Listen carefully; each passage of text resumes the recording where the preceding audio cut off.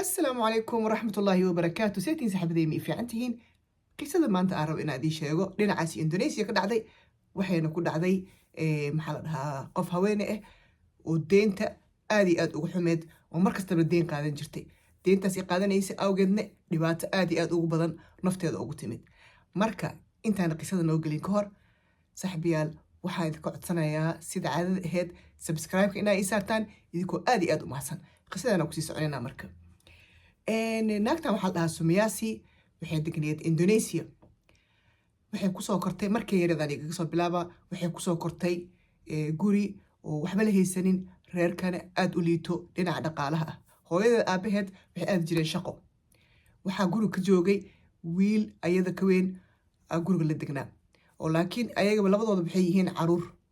marka wiilkii yaraa guriga la degnaa gabadha waxaa waaye wuxuu kula dhaqmi jiray kulkulnaan inuu maxaa la dhahaa xanaanto inuu xoogaa garaaco marka waxay kusoo kortay alaa iyo taxaal waxay kusoo kortay nolol cariiri ah gaajo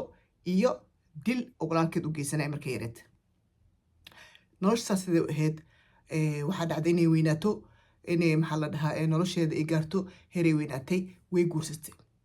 markay ninka guursatay nin karoor ayadana ma guursanin nin faqri iyadoo kalentooday guursatay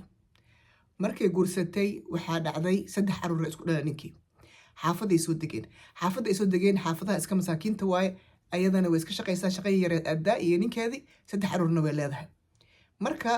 aad iyo aad waxay ugu xumeed dabeecad oo waxay qabtay dadka inay deen ka qaadato markay ka qaadatana ma u celinayso xaafadda horta marka hore waa laga maxaa la dhahaa waa lagu soo dhaweeyey dadka degnaa iyo kulli way caawini jireen markay wax qabaan markay maxaa la dhahaa shaqo qabsanayaan markii uu casumaad jirto dadka gacanay siin jirtay laakiin dabeecaddeeda xun waxay ahayd deenta maalin maalmaha kamid ah bay laag deen ka qaadatay deenta markay ka qaadatay mana soo celinayso deen markay qaadato ma soo celiso qofkaan ay deenta ka qaadatay marka waxaa ku dhacday deentii inay u soo celi weysay waqti badan ee la maqneed gabadhii guriga ugu timid maalin waxay tiri maxaa la dhahaa qofka deenta ku leh ayada oo kasoo doonanayso gurigeeda garaacayso baa waxaa arkay haweeneydaas guriga garaacaysay walaalkeed baa wuxuu arkay qofkaanitood walaashiis oo gurigaas sii galayso maalinnimadii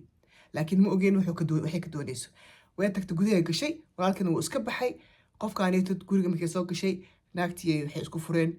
buuq lacagteedii sii qofkaana waxay tiri lacag ma hayo waxaan ku siinayo maleh sida caadad ahayd deentana way ku cuntaa iyada dadka deenta way ka qaadaa laakiin ma u soo celiso marka waxay ku samaysay naagta buuqay ku badisay markay buuq ku badisay meesha ku doodeen saacado badan ay ku qaadatay waxay soo qaadatay tubo weynaatay oo bir ah oo xaafadda taalo madaxay ku dhufatay madax markay ku dhuftay birti madax kaga dhufatay waxay samaysay inay kitchenkii ku qariso kadib waxay samaysay habeenkii marka la maraayay 2 ama 8 saac habeenimo marka la maraayay way soo kacday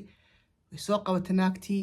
kitchenkii kor saartay way ku jarjartay 8 gabal ka dhigtay 8 bac ku kala xirtay xaafadda ay ku soo tuurtay way kala qaybisay subaxdii dadkii xaafaddii maxaa la dhahaa oo nadiifinaya markay imaadeen waxay arkeen bacyo oo meel yaalaanoo ibni aadan korkiisa gogo ku jiro booliiskiyaa loo wacay waa la fiiriyey madaxeeda markaa la arkay gooban oo bacda ku jirto waa la ogaaday qofkee tahay iyo xaafadda meeshay ka degan tahay waa la baxay xaafadii la tagay waa la raadiyey waxa la walaashiin aawe wiilka walaalkeeda wuxuu yiri maanta markii igu dambeysay reerkaasi guriga u garaacaysay walaashay reerkaas ku maqan tahay booliisku soo baxay gurigii soo garaacay waxaa ka furtay Sunaasidii ka furtay gurigii waxaa la yiri su'aal marka la weydiin rabay oo la yiri qofkaasi tad aawi qofkaas ma aragtay su'aal bisa la weydiin rabay waa soo bood waxay tiri qofkaasi tad waan jarjaray 8 bacaan kala qaybiyay xaafadan ku kala tuuray anaana dilay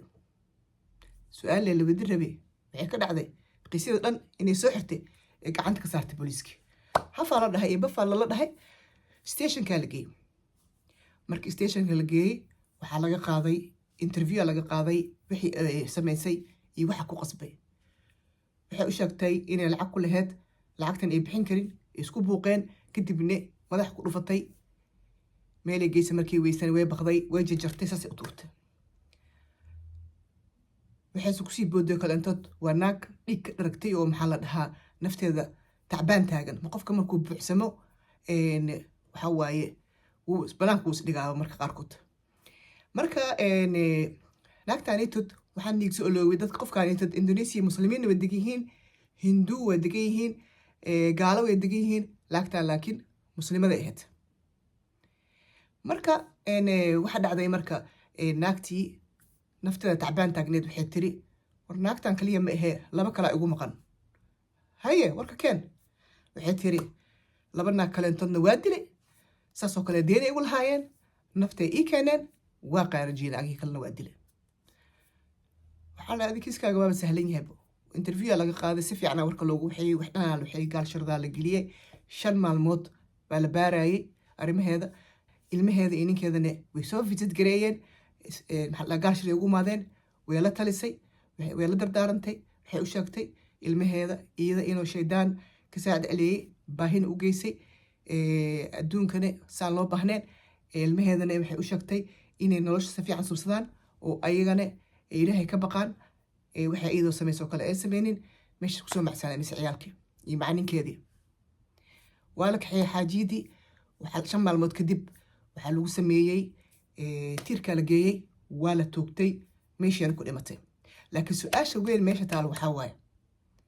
ninkeeda ayada qabo markii lacagahaas ay soo deensanayso tirada badan dad faqri waa lacagkii guriga ku imaato waa fahmaysaa soo maahan markii ay lacagahaas soo deensato ee guriga imaato ma fahmaya miya asiga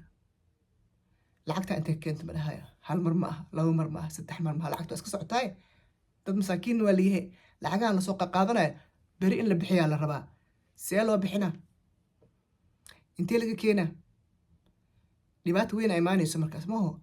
adduunka waxaa ugu fiican ibni aadanka labada qofood isla degan guriga inay iska warhaayaan si oo shaydaan gurigaas usoo dhexgelin caadiyan labada qofood bay iska warhaayaan waa la isgarab qabanayaa waa la iscelinaa waa la iswaarinaa marka qaarkood ma loo adkeysan karo xanuun waaye xanaag badan ay keenaysaa laakiin naftaada kugu badbaadayso aakhiradaadana way kugu badbaadaysaa marka saaxiibayaal waxaan isku ognahay nafteena inaan ilaalino ilaahayna aan ku xirno صلى الله على سيدنا محمد وعلى آله وصحبه أجمعين رب سبحانه وتعالى هذه نحرسته أنا جن هنون نحرسته والدكين والمسلم الله نحرسته رب سبحانه وتعالى نحق برينا جنة الفردوس أعلى إنه رحمة دي سنوجود جيو السلام عليكم ورحمة الله وبركاته